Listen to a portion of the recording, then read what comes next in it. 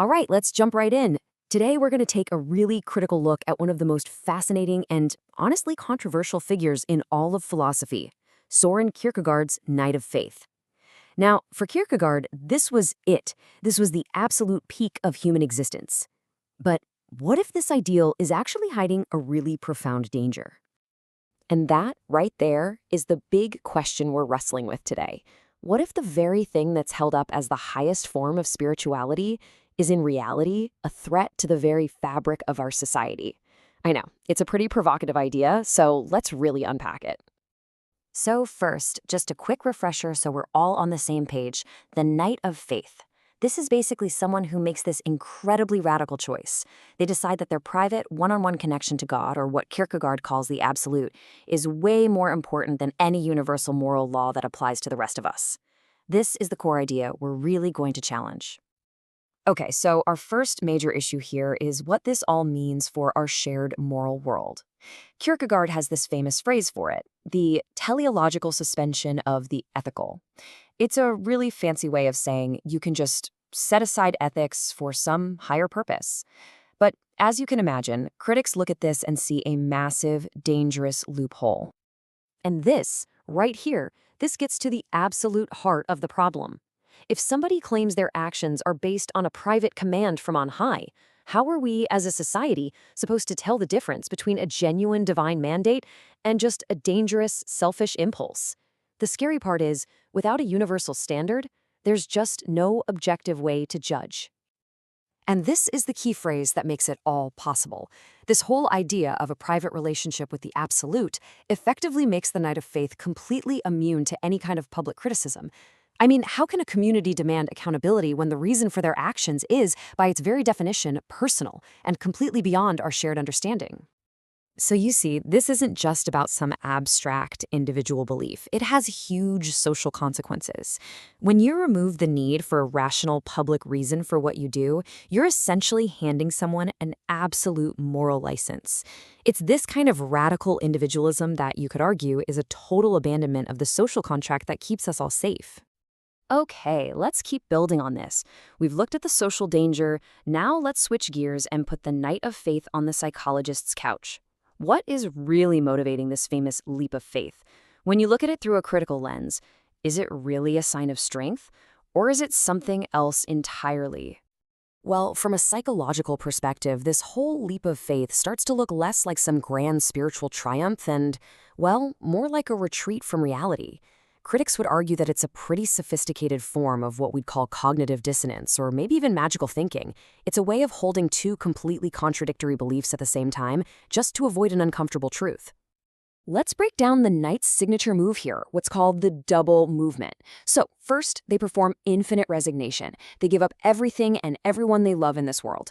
But then, right after that, they make a leap of faith, believing, against all logic, by virtue of the absurd, as Kierkegaard says, that they'll get it all back. Now, to a psychologist, that can look a whole lot like a refusal to actually process grief and accept loss. And this brings up a really fascinating contrast with another one of Kierkegaard's characters, the tragic hero. The tragic hero gets it. They understand that some losses are final, and they face that hard reality with courage. The Knight of Faith, on the other hand, just clings to this idea that the impossible can happen. And from this critical point of view, that isn't really faith. It's a powerful defense mechanism, almost like a self-soothing delusion to avoid the pain of being human. Okay, so we've got the moral loophole and the psychological defense mechanism. Now let's dig into how the Knight's most defining feature, their silence, actually threatens the very foundation of human connection itself. Now, Kierkegaard would argue that the Knight is silent because their experience is just beyond language. It's beyond what you or I could possibly understand. But this critique completely flips that idea on its head. It argues that this silence isn't a sign of some higher enlightenment at all.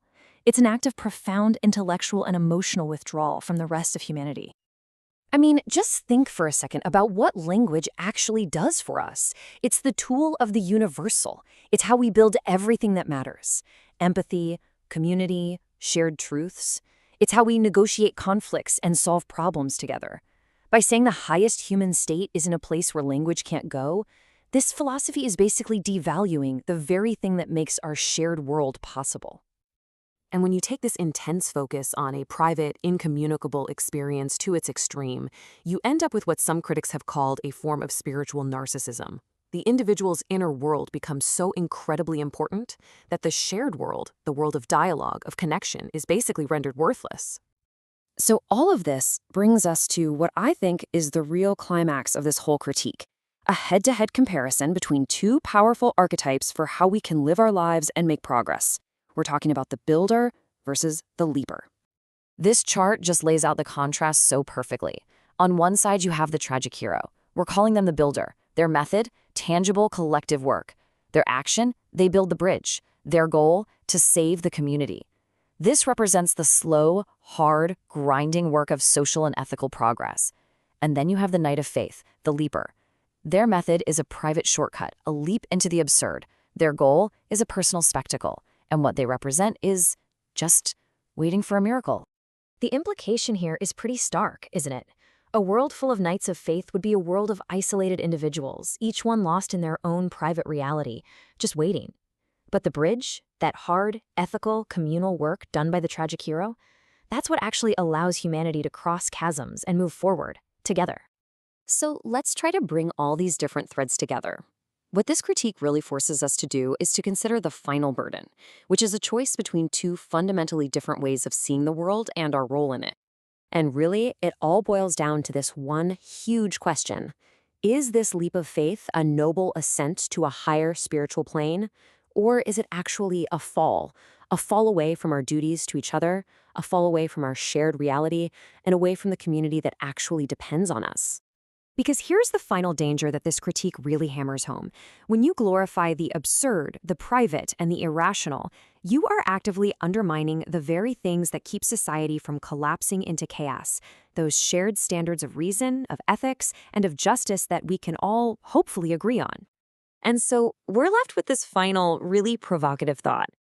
While the Knight of Faith might find some kind of personal, private peace, this critique suggests that it's the tragic hero, the builder, the communicator, the one who stays right here grounded in our shared ethical world, who carries the actual burden and maybe the true heroism of the human condition.